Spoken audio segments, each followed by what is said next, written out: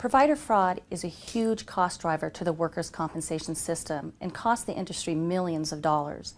Examples of provider fraud include medical providers billing for services that were never rendered, billing for excessive or unnecessary treatments, conspiring with other providers for illegal kickbacks or illegal referral schemes, operating outside the scope of one's license, and conspiring with employers to deny employees benefits that they're entitled to. Dishonest medical providers will sometimes coach workers on how to act and how to answer questions during a medical exam or legal deposition in order to get the largest settlement possible. Then he's going to ask you to rotate this way and rotate this way. Now when you rotate this way, to your left, you feel the pain pulling in here. Okay. You feel the pulling. Lay flat on your back.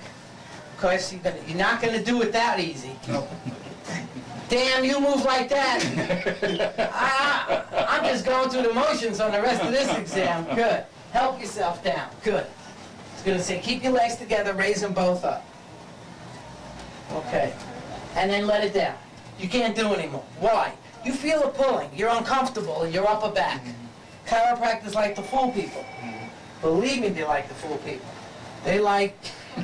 It's a game, man. We want to see who's BSing and who's telling the truth.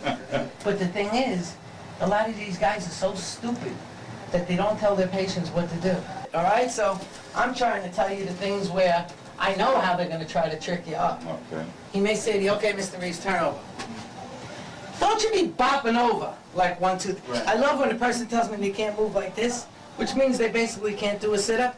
And then I say to them, okay, you're finished, come on up, and you see them get up like this. You'll get the Oscar here, babes, don't worry. In some cases, workers' compensation claims involve individuals who will recruit workers to submit claims. These individuals are called cappers. Cappers are involved with an attorney and or medical provider and usually receive a kickback in the form of a fee or predetermined percentage for each injured employee they bring to the attorney and medical provider. This practice is illegal.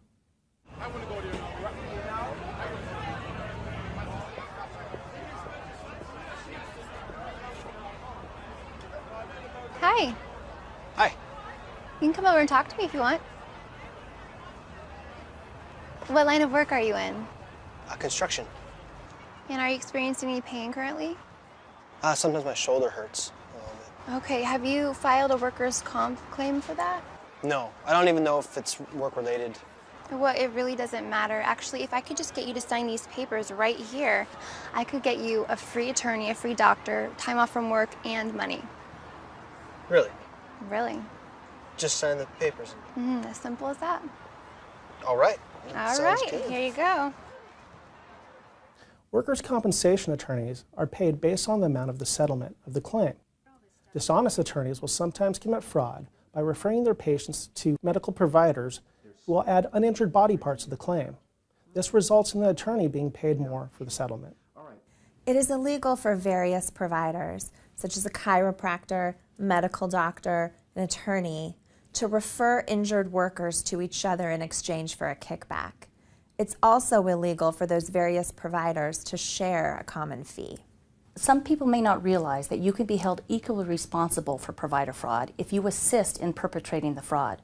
For instance, the office worker in a medical office who knowingly bills for services that aren't rendered is assisting in the perpetration of the fraud and can be held equally responsible as the provider themselves.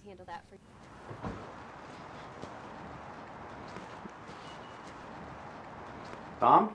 Hi. How are you? I'm Dr. Wright. Nice to meet you. Nice to meet you. How are you doing today? I'm doing okay. Okay, I see here on the chart that you were referred to by us by Rachel down at the swap meet? Yes. Okay. And do you have a lawyer? I don't have one. You don't have a lawyer? No. Okay, I can refer you a very good lawyer. That's no problem at all, okay? Okay. She had you fill out the paperwork, Rachel, at the swap meet? Mm-hmm. Okay, good.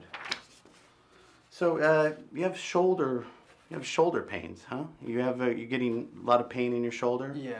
Yeah. Feeling a little tingling in your fingers. Okay. Shooting down to your leg. Lower back problems as well, I'm sure. Okay. Yeah. So we're going to do some nerve testing, okay? Okay. And you're going to have an MRI. All right. And you're probably having some trouble sleeping because of all this pain, so we're going to go ahead and do a sleep study as well, okay? Okay. So all of that will be this in there together. This sounds kind of pricey. Don't worry about that. It'll be taken care of. There's no problem with that. Okay. And you'll see a doctor in about a week. Right now I have some medication for you. You rub this on your shoulder, your back, or your leg, wherever it hurts, as much as you need to. Gotcha. Okay. Okay. And don't worry about that. This doesn't cost me Workers' anything? comp. No, workers' comp will take care of all that. Gotcha. So you'll be all right with that. But this way you can get started right away. As with any crime, there are no hard and fast rules about who is perpetrating provider fraud. There are, however, some red flags that can indicate possible provider fraud. In the area of patient recruiting, look for the attorney or representative went to the employee's home and had the employee sign blank claim documents. The same provider and attorney being repeatedly associated with questionable claims. Various reports by a doctor on different patients read either identically or similarly. Or the doctor's report never identifies the patient by gender or gets the gender wrong. The next category of indicators is the injury reported or the treatment provided. The treatment is inconsistent with the diagnosis or with the injuries originally alleged by the patient. The treatment, as reported by the patient, is different from the doctor's statements in the medical report. The worker is directed to a separate treatment facility in which the referring doctor has a financial interest, especially if this is not disclosed in advance. Or diagnostic tests are performed by a vendor not in close proximity to the doctor's office or patient's home. Our last category of indicators is regarding the billing for the treatment. Billings are received for unnecessary or not rendered services. The worker reports seeing a doctor for a very brief period of time. However, reports and billing indicate a lengthy visit. Or the worker's description of treatment indicates non-medical personnel rendering medical treatment. Keep in mind that these are not conclusive indicators of fraudulent behavior, just some things to be on the lookout for. Tom, how are you? Good. How you doing? Good to see you again. You too. Good. Okay, but I see by your chart here that the shockwave therapy was successful. I haven't had time to actually go yet. That's okay. Don't worry about it. We got some more medication here for you. And once you see the doctor, he'll give you a prescription for it, okay? I haven't used up the other medicine that you gave me. Don't worry. Take these anyway. Okay. All right. Good to see you. You too. Take care of yourself. Thanks. A provider convicted of insurance fraud is convicted of a felony, subject to 5 years in prison, fines of $50,000 or double the amount of the fraud, whichever is greater. Responsibility to pay restitution on all benefits illegally obtained, loss of license, as well as seizure of assets, including bank accounts, residences, and vehicles. That's him.